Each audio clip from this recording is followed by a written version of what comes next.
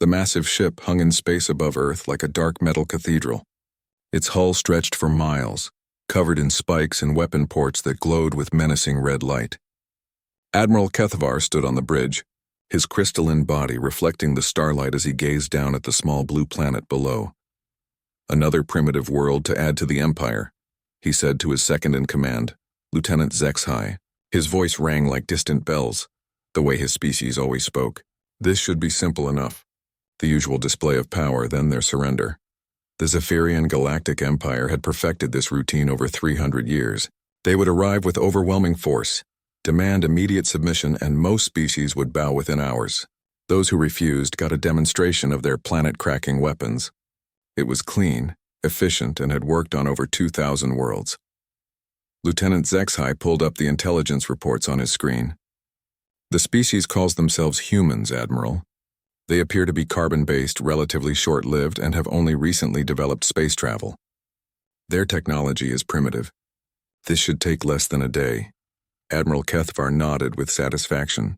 He had conquered 47 worlds personally, and planned to make this his 48th before the cycle ended. The Emperor would be pleased. Perhaps this success would finally earn him the promotion he deserved. "Open communications," he commanded.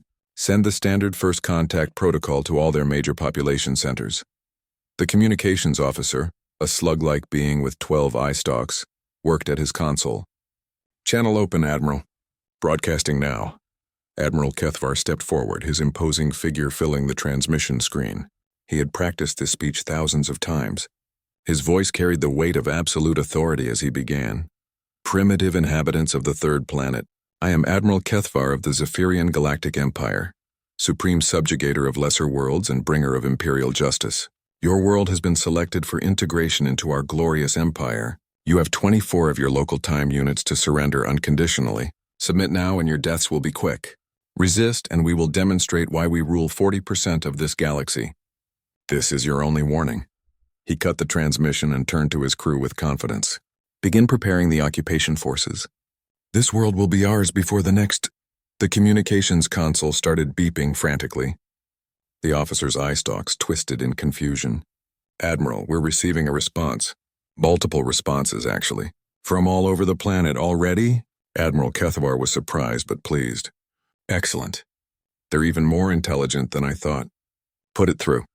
The main screen lit up with the image of a middle-aged human woman sitting behind a wooden desk. She wore simple clothing and had an expression that Admiral Kethvar couldn't quite read. Behind her, a colorful flag hung on the wall. "Hello there," the human said, her voice carrying an odd tone. "I'm Sarah Chen, Secretary General of the United Nations. We received your message, and I have to say—" She paused, and her face changed in a way that made strange sounds come from her throat. "I'm sorry, are you actually serious right now?" Admiral Kethvar's crystalline structure flickered with confusion. "Serious? I am the Admiral of the Zephyrian Galactic Empire. I do not engage in frivolity." The human's face contorted further, and more of those strange sounds escaped her. Other humans in the background were making similar noises. Wait, she said, holding up a hand. "Your actual job title is Supreme Subjugator of Lesser Worlds? Like, that's what's written on your business cards." "I do not understand the meaning of business cards," Admiral Kethvar replied stiffly. "But yes, that is my official designation, earned through conquest and—" The human interrupted him with more of those sounds, louder this time. Behind her, the other humans were making them too, some so intensely they were holding their stomachs. "Oh my God," she gasped. "And bringer of imperial justice? Did you guys have a committee come up with these titles? Because they sound like someone's first attempt at writing a space opera." Lieutenant Zexhai leaned toward his admiral. "Sir, I believe the humans are experiencing some kind of physiological distress. Perhaps they're having seizures?" The human woman seemed to hear this. "Seizures? No, we're laughing. This is what humans do when something is really, really funny. And honey, this whole presentation is hilarious." Hilarious? Admiral Kethvar had conquered civilizations across 3 spiral arms of the galaxy, but he had never encountered this word in this context. The dramatic lighting, the spiky ship design, the over-the-top threatening voice, the human continued, wiping something from her eyes. "It's like someone watched every bad sci-fi movie ever made and thought, yes, this is exactly how space villains should act." The communications officer frantically checked his equipment. "Admiral, we're receiving thousands of additional transmissions from across the planet. Text, audio, video. I've never seen response volume like this." "Put some of them through," Admiral Kethvar ordered, though his confidence was beginning to waver.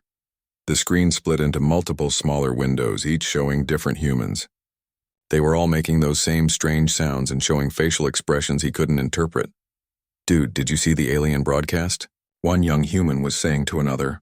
"The guy literally called himself the Supreme Subjugator." "I'm dying." "I know, right?" the other replied.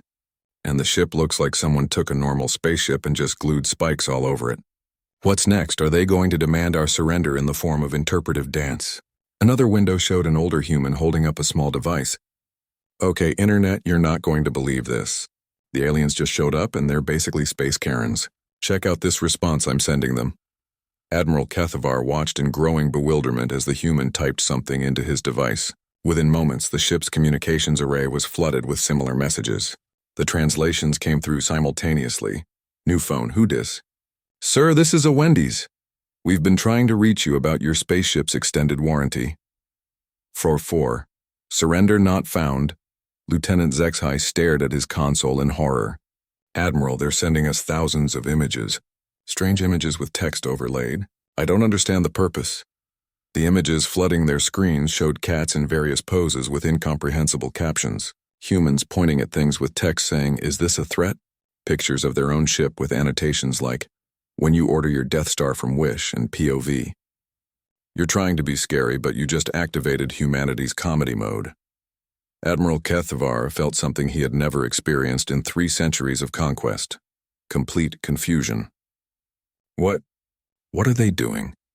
The Secretary General was back on the main screen, though she was still making those strange sounds intermittently. "Look, Admiral Kethvar, can I call you Keth? Here's the thing. Humanity has a bit of a problem with taking things too seriously. When something tries really hard to be intimidating, we kind of can't help ourselves. We have to make fun of it." "Make fun?" "Yeah, it's like a defense mechanism, but also entertainment.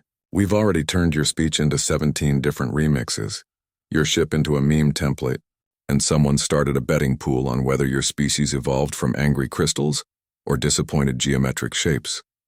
Admiral Kethvar looked around his bridge. His crew was staring at the screens in various states of confusion and horror. This had never happened before. In the Empire's entire history, no species had ever responded to first contact with whatever this was. "You will submit to the Empire." He tried again, his voice reaching a higher harmonic frequency. "We have weapons that can crack your planet in half." The human nodded seriously. "Oh, I'm sure you do. Super impressive. Very scary. But here's our counteroffer." She held up a small card. "We'd like to invite the Zephyrian Galactic Empire to participate in something we call Meme Wars. It's like regular war, but instead of destroying planets, we try to make each other laugh until someone gives up. Winner gets bragging rights and a really nice trophy." What? This is Admiral Kethvar's crystalline form was actually flickering now, something that hadn't happened since his youth.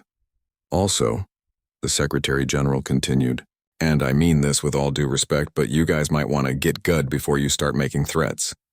Your presentation could use some work. Have you considered a less spiky ship design? Maybe some warmer lighting? The whole evil overlord aesthetic is really 2019. The transmission ended, leaving the bridge of the Sovereign's will in absolute silence. Admiral Kethvar stared at the empty screen for a long moment. "Sir?" Lieutenant Zexhai ventured carefully. "Your orders?" Admiral Kethvar realized he had no idea what to do next. The Empire's manual for first contact scenarios was 3,000 pages long, but none of it covered what to do when the target species responded with something called memes and invited you to a war fought with jokes. For the first time in his military career, Admiral Kethvar was completely, utterly confused. 3 days after the disastrous first contact, Admiral Kethvar found himself in the most humiliating position of his long military career, asking for help. The Empire's Cultural Intelligence Division had sent their best operative, Diplomat Veltar, to figure out what exactly was wrong with the humans. Veltar was a Nexarian, a species known for their ability to blend into any culture and understand alien psychology. They stood 7 feet tall with blue-green skin and 4 arms, each ending in delicate fingers perfect for detailed work. Their large eyes could process 17 different spectrums of light, and their brain could hold and analyze vast amounts of cultural data. Your mission is simple, Admiral Kethvar explained as they stood in the briefing room. Study these humans, find their weaknesses, discover what makes them so strange, then report back with a plan to defeat them properly. Veltar nodded with confidence. They had successfully infiltrated 43 different civilizations. They understood the psychology of war, the nature of fear, and the cultural patterns that led to surrender. Humans couldn't be that different. I will depart immediately, Veltar said. Give me 1 week and I will have a complete cultural analysis ready for you. The shuttle landed in what humans called New York City. Veltar had studied the preliminary data and chosen this location because it appeared to be a major population center with significant cultural influence. They used their species' natural camouflage abilities to appear roughly human-shaped, though they kept their blue-green skin. The intelligence report suggested humans came in many different colors anyway. The first surprise came within minutes of leaving the shuttle. A small human child approached them on the street and said, "Cool costume. Are you supposed to be an alien?" Veltar, trained in maintaining cover at all costs, replied carefully, "Yes, I am. Costumed as an alien." "Awesome," the child said. Can I take a selfie with you? Before Veltar could ask what a selfie was, the child had pulled out a small device and positioned it to capture both their faces. The child's facial expression changed into something called a smile, and Veltar found themselves automatically mimicking it.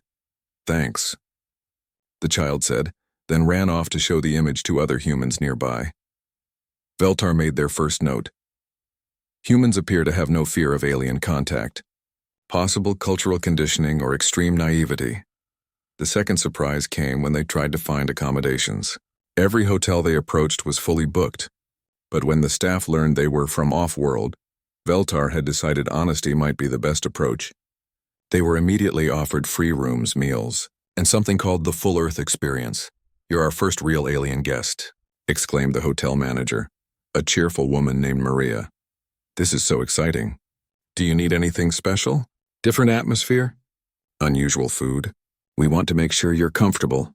Veltar had expected suspicion, fear, or at least some form of interrogation. Instead, they found themselves in a comfortable room with a basket of what humans called welcome snacks, and a handwritten note saying, "Hope you enjoy your stay. Let us know if you need anything." The staff. The third surprise came when they tried to gather intelligence at what humans called a coffee shop. Veltar ordered something called a latte and sat down to observe human behavior. Within minutes, a young human approached their table. "Excuse me," she said, "but you look like you might be one of those aliens from the news." Is that right? Veltar tensed, ready for hostility or demands for information. Instead, the human continued, "Because if you are, I just wanted to say welcome to Earth. And also, your boss's speech the other day was hilarious. My roommate and I watched it like 15 times. Does he always talk like that?" "You found Admiral Kethvar's ultimatum amusing?" Veltar asked carefully. "Oh my God, yes," the human said, sitting down without invitation. "The whole Supreme Subjugator thing was amazing. It was like watching someone try really, really hard to be intimidating, but accidentally being adorable instead. Like an angry kitten." Veltar made another note. Humans do not respond to displays of power with fear. Possible psychological defect or cultural adaptation. The human introduced herself as Jessica and spent the next hour explaining something called internet culture to Veltar. She showed them videos on her device, compilations of the Admiral's speech set to music, images of their ship with funny captions, and elaborate artistic creations that turned the Empire's symbols into what humans called memes. "See, this one's my favorite," Jessica said, showing Veltar an image of Admiral Kethvar's face superimposed on what appeared to be a small, fluffy Earth creature. The text read, "When you try to conquer a planet but they just want to be friends." But he was not trying to. "Be friends," Veltar said slowly. "We know." Jessica laughed. "That's what makes it funny. He was being all serious and scary, but we could tell he didn't really mean it. Like when your little brother puts on your dad's clothes and tries to act grown up." Veltar spent the rest of the week traveling around Earth, and each day brought new confusion. They attended something called a comedy show, where humans gathered specifically to laugh at each other. They participated in karaoke, where humans deliberately sang badly for entertainment. They watched movies where humans told stories specifically designed to make audiences feel various emotions. Most disturbing of all, they began to understand it. The breakthrough came on day 5, when Veltar attended what humans called a community barbecue in a place called Texas. A large human named Bob approached them while they were observing the social interactions. "You look a little lost there, friend," Bob said kindly. "First time at one of these?" "First time at most things," Veltar admitted. Bob nodded as if this was perfectly normal. "Well, grab yourself a plate and dig in. You eat regular food, or do you need something special?" Veltar had been living on emergency rations for 5 days, afraid to try human food. "I am uncertain." "Tell you what," Bob said, "we'll start you off easy. Burgers are pretty universal." He handed Veltar a plate with what appeared to be cooked meat between 2 pieces of bread, along with various colorful accompaniments. The food was unlike anything Veltar had ever tasted. It was complex, flavorful, and somehow comforting. As they ate, Bob introduced them to other humans, each of whom welcomed them warmly and asked questions about their home world, not as interrogation, but as genuine curiosity. "So what's your planet like?" asked a woman named Susan. "Very different from this," Veltar replied. "More orderly, structured, everyone has their place and purpose." "Sounds efficient," said another human named Mike. "But kind of boring, right? I mean, where's the fun in always knowing what's going to happen?" "Fun is not a priority in the Empire," Veltar said. The humans exchanged glances. "Well, that's your problem right there," Bob said gently. "Life's too short not to have fun. Here, let me show you something." What followed was Veltar's introduction to human games. They learned to play something called cornhole, participated in a water balloon fight, and somehow found themselves dancing to music they couldn't have imagined existed. The most shocking moment came when a small human child, no more than 6 years old, tugged on Veltar's clothing and held up their arms. Without thinking, Veltar picked up the child, who immediately wrapped tiny arms around their neck in what humans called a hug. "I like you," the child said simply. "You're nice." That night, Veltar sat in their hotel room trying to write their report. Their hands shook as they began typing. Day 5 Cultural Analysis Report.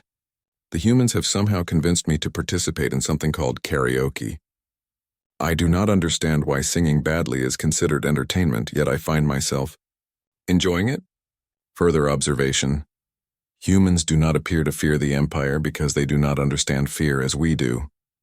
They transform threats into entertainment, aggression into humor, and strangers into friends. They have no proper respect for authority, hierarchy, or military power. Recommendation: this species cannot be conquered through traditional means. They appear to be immune to intimidation and respond to hostility with kindness. This does not match any known psychological profile in our databases. Additional note: the humans have begun sending care packages to our ship. These contain various food items, entertainment materials, and handwritten notes welcoming our crew to Earth. Several crew members have requested permission to send thank you messages in return. I require additional time to complete this analysis. The humans are more complex than anticipated. Veltar stopped typing and looked out their window at the city below. Millions of lights twinkled in the darkness, each one representing a human going about their life. None of them seemed afraid. None of them seemed angry. They were just living. For the first time in their career as a cultural analyst, Veltar wasn't sure they wanted to help the Empire conquer anyone. The next morning brought another surprise. Veltar woke to find dozens of messages on their communication device. Somehow, humans had figured out how to contact the ship directly and were sending what they called care packages to individual crew members. The messages ranged from simple greetings to elaborate care packages. "Hi there, heard you guys might be homesick. Here's some Earth chocolate and a playlist of our best comfort music. Hope you like it. Sarah from Wisconsin." The emergency session of the Galactic Empire's High Command took place in the most secure chamber of the capital ship. Around the massive table sat the Empire's most important leaders, their various alien forms creating an intimidating display of galactic power. At the head of the table, Emperor Zorthak himself presided over the meeting, his ancient form wreathed in ceremonial shadows. The situation reports were devastating. 17 of our border worlds have requested cultural exchange programs with the humans, reported General Vexmore, his reptilian features twisted in disgust. They want to import something called comedy shows and pizza restaurants. 3 of our most elite terror legions have been caught watching human entertainment videos during duty hours, added Admiral Quintha. When confronted, they claimed they were studying enemy tactics. But surveillance footage clearly shows them making those sounds, the laughing sounds. Emperor Zorthak's glowing eyes dimmed with worry. And our forces at Earth? Admiral Kethvar, attending via hologram from his ship, looked deeply uncomfortable. Your Majesty, the situation is unprecedented. My crew's efficiency has dropped 40%, but not due to equipment failure or enemy action. They keep asking for coffee breaks and wanting to respond to human messages. Yesterday, I found Lieutenant Zexhai learning to play something called guitar, because a human child sent him one as a gift. The Emperor's form grew darker. This infection must be stopped before it spreads further. Director Grimthak, what does your analysis show? From the shadows stepped Director Grimthak of the Bureau of Cultural Suppression. If Admiral Kethvar was intimidating, Director Grimthak was terrifying. His species, the Void High, had evolved without the ability to experience joy, humor, or any positive emotions. They were perfect bureaucrats, efficient, humorless, and utterly dedicated to order. Grimthak stood 9 feet tall, completely black except for his glowing red eyes, and when he spoke, his voice sucked warmth from the room. The humans represent an existential threat to Imperial order, Grimthak said, his voice flat and emotionless. They possess a psychological weapon unlike anything in our databases. They transform hostility into friendship, fear into laughter, and authority into mockery. He activated a holographic display showing dozens of human creations. They have turned our symbols of power into objects of amusement. Our terror legions are now called edgelords. Our planet crackers have been renamed Cosmic Karens. Even Your Majesty's official portraits have been modified. The display showed Emperor Zorthak's ceremonial images with various human additions, funny hats, ridiculous expressions, and captions that made no sense but somehow felt insulting. I do not understand the meaning of these modifications, the Emperor said slowly. That is precisely the problem, Director Grimthak replied. Their humor operates on psychological levels we cannot comprehend. It bypasses our logical defenses and creates feelings, positive feelings that interfere with proper Imperial mindset. General Vexmore leaned forward. What do you recommend? Complete cultural quarantine, Grimthak said without hesitation. I propose the implementation of Protocol Omega Sirius. We establish a committee for the suppression of inappropriate emotional responses to inferior species, see series, and take the following steps. First, mandatory psychological counseling for any Imperial citizen caught experiencing these positive emotions. Second, complete ban on all human cultural products. Third, deployment of humor suppression fields around all human population centers. The room fell silent as the leaders considered this proposal. Emperor Zorthak nodded slowly. The Empire has faced many threats, but never one that attacks our very nature as conquerors. Approved. Director Grimthak, you have unlimited authority to implement Protocol Omega Sirius. Within hours, the most humorless bureaucracy in galactic history swung into action. C-Series established offices on every Imperial world, staffed entirely by species incapable of positive emotions. They created forms for reporting inappropriate happiness, established re-education centers for those caught laughing, and began confiscating any objects that might have come from human space. The results were immediate and completely opposite of what they intended. On the border world of Kexlor, the local Sci-Fi's office was overwhelmed when citizens began turning themselves in for smiling violations. The confession booth had a 3-week waiting list, and the re-education center ran out of space on the first day. Worse, the staff began asking questions about what exactly made these human things funny, which led to them accidentally learning about humor themselves. In the asteroid mining station of Beltar, Imperial workers discovered that banned human entertainment was now incredibly valuable on the black market. Bootleg copies of something called Saturday Night Live sold for a month's wages.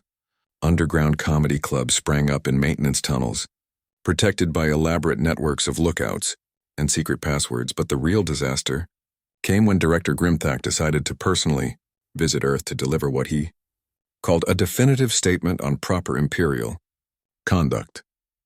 His shuttle landed in what humans called Times Square, in New York City at exactly noon on a Tuesday. Director Grimthak had chosen this time and place because intelligence reports indicated it was where humans gathered in large numbers to conduct serious business. He emerged from his shuttle in full ceremonial regalia, black robes that seemed to absorb light, a crown of dark crystal, and an aura of absolute authority that had made entire civilizations surrender without a fight. His voice amplifier was set to maximum power, capable of being heard for miles. Citizens of Earth, his voice boomed across the city. I am Director Grimthak of the Galactic Empire's Bureau of Cultural Suppression. Your inappropriate emotional responses have been deemed a threat to galactic order. You will immediately cease all humor, laughter, and positive feelings, or face the consequences. For a moment, the square was silent. Hundreds of humans stopped what they were doing and stared at this imposing figure. Director Grimthak felt satisfied. Finally, a proper response to Imperial authority. Then one human started clapping slowly, then another, then dozens. Within minutes, the entire square erupted in applause, whistles, and cheering. "Oh my God," someone shouted. "This is the best street performance I've ever seen. The costume is incredible," yelled another. "How did you make your voice do that?" Director Grimthak stood frozen as humans began approaching him with small devices, taking pictures and asking questions. His psychological training had prepared him for fear, anger, or resistance. It had not prepared him for enthusiastic appreciation. "Excuse me," said a young woman with bright purple hair. "Are you part of that alien invasion comedy troupe? Because this character is amazing. The whole Director of Cultural Suppression thing is hilarious." "I am not a character," Director Grimthak said stiffly. "I am a real representative of the Galactic Empire, here to stop your inappropriate emotional responses." The woman's eyes lit up. "Oh, you're staying in character. That's so professional. Here, let me get a selfie." Before Director Grimthak could react, she had positioned herself next to him and activated her device. The bright flash temporarily blinded him, and when his vision cleared, she was showing the image to other humans. "This is going straight to Instagram," she said happily. "You're going to be famous." Director Grimthak tried to regain control of the situation. "Silence. I am here to implement Protocol Omega Sirius. You will cease your inappropriate responses immediately." "Omega Sirius?" An older man in a business suit approached with interest. "Is that like double secret probation? Because that's a great reference." "I do not understand this reference," Director Grimthak replied. "Animal House," the man explained. "Classic comedy movie. You guys really did your homework for this bit." Director Grimthak found himself surrounded by humans offering him food, drinks, and what they called tips for his performance. Several asked if he did birthday parties.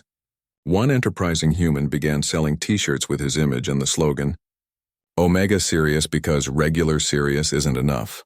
The situation reached its peak when a group of humans carrying what appeared to be musical instruments approached. "Hey," one of them called out, "we're doing a flash mob to Never Gonna Give You Up. Want to join in?"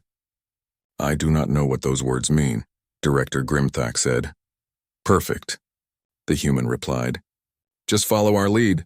What happened next would be replayed millions of times across human communication networks. Director Grimthak, the most humorless being in the galaxy, found himself in the center of a coordinated dance involving dozens of humans, moving in perfect synchronization to music that somehow made him feel strange. He tried to maintain his dignity, but the humans kept encouraging him to feel the beat and let the music move him. His logical mind told him to leave immediately, but something about the experience was oddly compelling.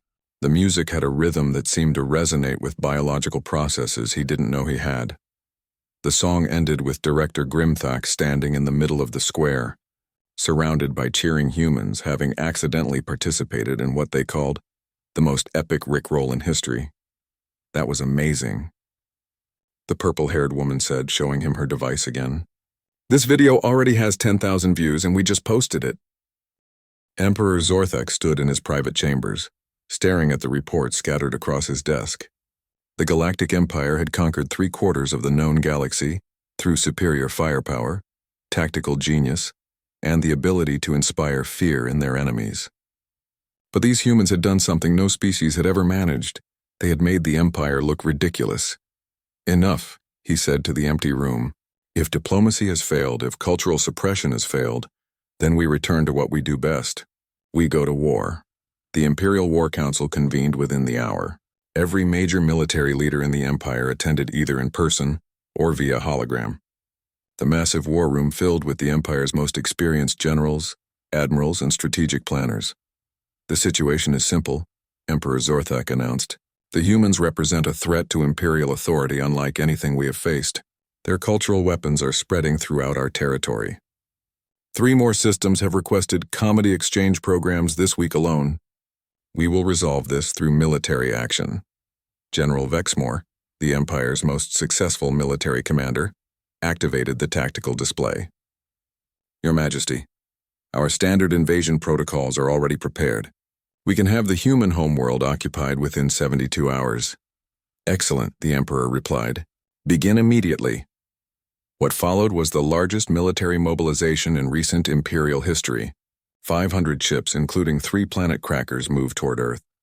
The Empire's most elite forces prepared for what should have been a simple conquest. The humans had no weapons that could threaten Imperial ships, no defenses that could stop Imperial armies, and no military experience against galactic-level opponents.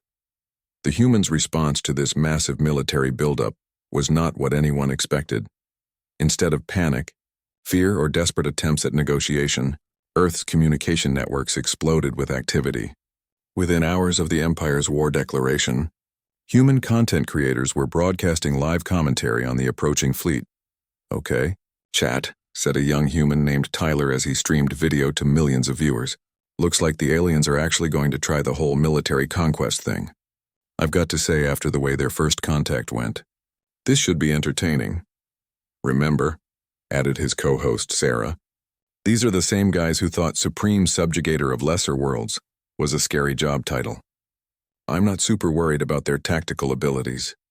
The Empire's Psychological Warfare Division, elite specialists trained to break enemy morale through terror, found themselves completely unprepared for humans who responded to their intimidation broadcasts with reaction gifs and sarcastic commentary. "Citizens of Earth," General Vexmore announced in his most menacing voice, "behold the power of the Imperial fleet. Your world will burn unless you surrender immediately." The response that came back was a short video clip of a human child saying no for 10 hours straight, followed by thousands of messages saying things like, "Sir, this is still a Wendy's," and "Have you tried turning your anger off and on again?" But the real problems began when the Empire's forces actually engaged human military units. The first battle took place over what humans called the Moon. Imperial fighters, sleek and deadly, descended on human defensive positions expecting quick victory. Instead, they found human pilots who treated the entire engagement like some kind of entertainment event. "Bogey on my 6, radioed human fighter pilot Rodriguez. "He's got that same spiky design as their main ships." "Do you think they ordered all their stuff from the same Evil Empire catalog?" "Probably got a bulk discount," replied his wingman. "Chen, 10% off if you buy more than 1,000 skull decorations." The human pilots were outnumbered 3 to 1 and using inferior technology, but they had one advantage the Empire hadn't expected: they were having fun. While Imperial pilots followed rigid tactical doctrines and maintained strict communication protocols, the humans turned their radio channels into ongoing comedy shows. "Oh wow," Chen announced as an Imperial fighter exploded. "That one had extra spikes. Must have been a premium model." "Premium spikes for premium edgelords," Rodriguez agreed. "Hey, think they offer financing? I kind of want to see what my credit score gets me in the galactic evil market." The Imperial pilots, trained for serious military operations, found themselves distracted by the humans' constant chatter. Some began listening specifically to hear what the humans would say next. A few even started laughing, which interfered with their harmonic communication systems. But the Empire's greatest shock came when they realized the humans were broadcasting everything live. Every battle, every engagement, every tactical maneuver was being streamed to millions of human viewers in real time. Human war correspondents followed the action with running commentary, instant replays, and what they called highlight reels. "And there goes another Imperial fighter," announced human broadcaster Mike Chen as he watched the battle from a safe distance. "That's 3 this minute. At this rate, they're going to run out of spikes before they run out of ships. Mike, I'm getting reports that the Imperial forces are now playing what appears to be classical music during their attacks," added his co-anchor Lisa Park. "Our audio analysts think it's supposed to be intimidating, but honestly, it just makes the whole thing feel like a very expensive laser light show." The humans had turned war into entertainment, and somehow it was working. Imperial morale began to crack when videos of their battles started getting remixed into music videos. Human DJs took the sounds of Imperial weapons, the speeches of Imperial commanders, and the explosions of Imperial ships and turned them into surprisingly catchy songs. Battle Symphony No. 3 in Imperial Minor became the most downloaded song on Earth within 48 hours. It featured General Vexmore's battle cries as the main vocals, the sound of plasma cannons as percussion, and a chorus that somehow made destroying Imperial fighters sound uplifting and fun. Emperor Zorthek watched these developments from his flagship with growing horror. "How are they doing this?" he demanded. "How are they turning our military superiority into their entertainment?" Admiral Kethvar, still stationed near Earth, provided the answer via hologram. "Your Majesty, the humans don't seem to experience war the way we do. They're not afraid because they don't believe we actually want to hurt them. They think this is all some kind of elaborate performance." "Performance?" The Emperor's voice rose to dangerous harmonics. "We have destroyed 3 of their orbital installations." "Yes, Your Majesty, but they've turned the footage into something called fireworks shows and are rating our explosions on artistic merit." The destruction of Station Alpha got 7 out of 10 for visual spectacle, but lost points for lack of color variety. The war reached its turning point during the Battle of Earth's upper atmosphere. General Vexmore himself led the assault, commanding the Empire's newest and most powerful warship. The humans had gathered their entire remaining fleet to defend their homeworld, a collection of ships that looked primitive and mismatched compared to Imperial technology. The battle should have been over in minutes. Instead, it turned into the galaxy's first live-streamed military defeat. "Ladies and gentlemen," announced human broadcaster Sarah Kim as she watched from a press ship, "we are witnessing something unprecedented. The Imperial forces are using their full tactical playbook: synchronized attack patterns, overwhelming firepower, psychological intimidation. It's textbook galactic conquest. And yet," added her co-host David Wong, "somehow they're losing to a bunch of humans flying ships held together with determination and what appears to be actual duct tape. The problem wasn't that human technology was superior. It wasn't. The problem was that humans approached warfare with the same attitude they approached everything else, as an opportunity to be creative, unpredictable, and entertaining. While Imperial forces followed logical attack patterns, human pilots tried things like spelling out rude words with their flight paths, creating formation patterns that looked like Earth animals, and using their escape pods as impromptu comedy venues. "Attention, Imperial forces," broadcast human Captain Martinez as her ship was surrounded by enemy fighters. "This is Captain Martinez of the Earth Defense Force. Before you destroy us, I just want you to know that your attack formation looks like a flower. A really angry flower, but still pretty."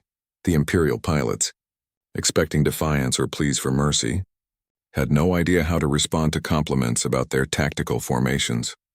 The battle ended when General Vexmore's flagship, the pride of the Imperial fleet, suffered what the humans called catastrophic comedy failure. A combination of human technical improvisation, unexpected tactical creativity, and what appeared to be pure luck resulted in the massive warship losing power and drifting helplessly in space. "And there it is," announced broadcaster Sarah Kim as the Imperial flagship went dark. "The Empire's greatest warship has been defeated by what our military analysts are calling aggressive friendship and weaponized enthusiasm. General Vexmore, floating powerless in space with his ship dead around him, received an incoming transmission from the human fleet. He expected demands for surrender or threats of destruction. Instead, he got Captain Martinez's voice, cheerful and concerned. "Hey there, General. Looks like you're having some technical difficulties. The coffee conversation between General Vexmore and Captain Martinez, broadcast live across both human and Imperial communication networks, lasted 3 hours and changed everything. It started when General Vexmore, sitting in the human ship's mess hall with a cup of something called Colombian Supreme, asked the question that had been bothering him since the battle ended. "Captain Martinez," he said, his reptilian features still showing confusion, "why are you not afraid of us? My species has conquered 47 worlds. I personally have led campaigns that ended entire civilizations. Yet you offer me coffee and ask about my family." Captain Martinez, a middle-aged woman with graying hair and kind eyes, stirred her own coffee thoughtfully.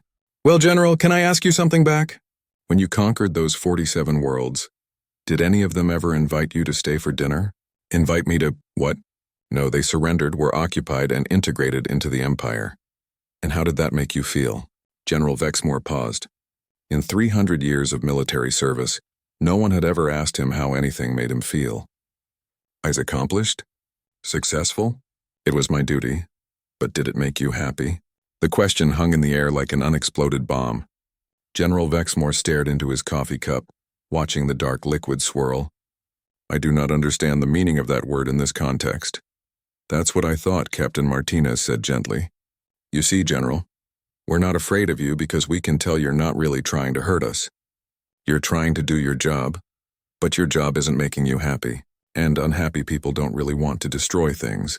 They want to find something that makes them feel better." The conversation that followed, watched by billions of beings across the galaxy, became the foundation for what historians would later call the Treaty of Mutual Amusement. Captain Martinez explained human philosophy, while General Vexmore shared stories of life in the Empire. They discovered that Imperial soldiers spent most of their time being lonely, homesick, and bored. Human civilians, meanwhile, had turned entertainment into an art form and genuine friendship into a cultural cornerstone. "The thing is," Captain Martinez said as the conversation neared its end, "we think you guys might be taking this whole galactic conquest thing a bit too seriously. Has anyone in the Empire ever considered just hanging out with other species instead of conquering them?" General Vexmore was quiet for a long moment. "That is not how empires work," says who. "I mean, who made that rule? And more importantly, is that rule making anyone happy?" The conversation ended with General Vexmore doing something unprecedented in Imperial history. He requested permission to extend his stay on the human ship to continue cultural discussions. Emperor Zorthak, watching from his flagship, found himself facing a decision that would define his legacy. He could order General Vexmore to return immediately and continue the war, or he could acknowledge what the entire galaxy was beginning to see. The Empire's approach to galactic relations was fundamentally flawed. The decision was made for him when his communication console lit up with incoming messages from across the Empire. Worlds that had been conquered centuries ago were requesting permission to try the human approach to conflict resolution. Several Imperial governors had formally requested cultural exchange programs. Most shocking of all, 3 entire systems had petitioned to host something called comedy festivals. But the final straw came when Director Grimthak, the Empire's most humorless bureaucrat, submitted a formal request to study the psychological benefits of intentional laughter on Earth. "Your Majesty," Admiral Kethvar said during their emergency council meeting, "I believe we need to consider an alternative approach." Emperor Zorthak looked around the table at his advisors. These were the beings who had helped him build the largest empire in galactic history. They were also, he realized, some of the most miserable individuals he had ever known. "What do you propose?" he asked. "I propose," Admiral Kethvar said carefully, "that we accept the humans' standing invitation to participate in what they call the galaxy's first intergalactic comedy roast." The silence that followed was so complete that the Emperor could hear the cosmic background radiation humming through the ship's hull. Comedy roast," he said slowly. "Yes, Your Majesty. According to human cultural experts, it's a form of ritualized conflict where opposing parties attempt to make each other laugh through creative insults and humorous observations. The victor is determined by audience approval, and traditional conclusion involves shared food and mutual respect. They want to defeat us. With jokes? They want to make friends with us using jokes," Admiral Kethvar corrected. "The defeat part is incidental." Emperor Zorthak considered this. He had ruled the galaxy for over 2,000 years through fear, intimidation, and superior firepower. The humans were suggesting they settle their differences through what amounted to organized teasing. It was, he realized, the most ridiculous thing he had ever heard. It was also somehow appealing. "Very well," he announced. "Inform the humans that Emperor Zorthak of the Galactic Empire accepts their challenge. We will participate in this comedy roast." The event was scheduled for 1 week later on a neutral space station that humans hastily constructed specifically for the occasion. They called it the Laugh Track and designed it to accommodate the various atmospheric and gravitational needs of different species. The format was simple. Representatives from both sides would take turns making jokes about each other and themselves. A panel of judges from neutral species would determine the winner based on audience reaction. The losing side would formally surrender to the winning side, but the terms of surrender would be negotiated collaboratively afterward. Emperor Zorthak spent the week preparing with the Empire's best speechwriters, cultural analysts, and strategic planners. They studied human humor, analyzed comedic timing, and developed what they believed were devastating comedic attacks. The humans, meanwhile, seemed to be preparing by having parties and making even more jokes about the Empire on their communication networks. The night of the roast, beings from across the galaxy gathered to watch. The space station's main auditorium was packed with representatives from hundreds of species, all curious to see how this unprecedented conflict would resolve. Emperor Zorthak took the stage first, his imposing figure drawing respectful silence from the audience. He had ruled the galaxy for millennia and commanded fleets that could crack planets. But as he stood at the podium looking out at thousands of beings waiting for him to be funny, he felt something he hadn't experienced in centuries: nervousness. "Citizens of the galaxy," he began, his voice carrying its usual authority, "I stand before you tonight not as a conqueror, but as someone who has recently learned that my empire's customer service ratings are surprisingly poor." A few chuckles rippled through the audience. Encouraged, the Emperor continued, "The humans have pointed out that our official slogan, 'Submit or Die,' may not be the most welcoming message for potential new members. They have suggested alternatives such as 'Join us, we have cookies,' or 'The Galactic Empire,' now with 30% less existential dread." The laughter grew louder. Emperor Zorthak found himself smiling, an expression his species hadn't used in official capacities for over 1,000 years. "I must also address the recent modifications to our imperial imagery. I am told that my official portraits have been edited to include what humans call googly eyes, and that our terror legions are now known throughout the galaxy as the Spiky Boys. While this is technically insubordination, I must admit the googly eyes do make me look more approachable."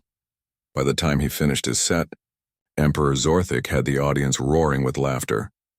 He made jokes about the Empire's overly dramatic naming conventions, their tendency to put spikes on everything, and his own complete inability to understand why anyone thought supreme overlord of all existence sounded intimidating rather than compensatory. The human representative was a comedian named Maya Patel, a small woman with a big smile who took the stage as if she performed for galactic emperors every day. "Thank you, Your Imperial Majesty," she began, "for proving that even evil overlords can learn to laugh at themselves. Though I have to say, after seeing your empire's interior design choices, I'm pretty sure your decorator was either a goth teenager or a very enthusiastic porcupine." The audience exploded with laughter, including, to everyone's surprise, Emperor Zorthak himself. Maya continued, "But seriously, Your Majesty, we appreciate you coming out tonight. We know it can't be easy to go from submit or die to submit or let's talk about our feelings. That's character growth right there." The roast continued for 2 hours, with both sides exchanging increasingly creative insults that somehow felt more like friendly teasing between old friends. Emperor Zorthak discovered he had a natural gift for deadpan delivery, while Maya proved capable of making jokes about galactic conquest that were both hilarious and somehow respectful. When the judges announced the results, they declared it a tie, the first time in galactic history that a conflict had ended with both sides winning. The peace treaty that followed was unlike any document in imperial history. Written in both formal diplomatic language and internet meme format, it established the galactic community